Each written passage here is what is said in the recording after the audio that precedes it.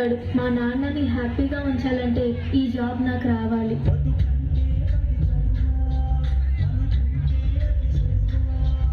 నా బంగారు తల్లి, నేను పని చేయట్లేదు, డబ్బులకి ఇబ్బంది పడుతున్నా అని తాను జాబ్ చేస్తా అని ఇంటర్వ్యూకి వెళ్ళింది.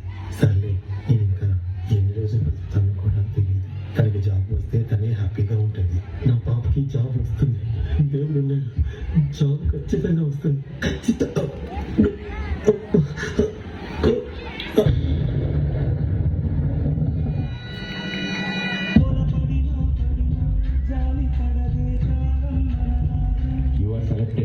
నీకు జాబ్ వచ్చింది. Thank you so much sir. నాకు జాబ్ వచ్చిందని తెలిస్తే మా నాన్న చాలా హ్యాపీగా ఫీల్ అవుతారు. ఇప్పుడే ఈ విషయం మా నాన్నకు చెప్పాలి. ఏంటి నాన్న ఫోన్ లిఫ్ట్ చేయట్లేదు? సరేలే, డైరెక్ట్ గా వెళ్ళి సర్ప్రైజ్ చేద్దాం. ఆయన హ్యాపీగా ఫీల్ అవ్వటం నేను కళ్ళారా చూడాలి.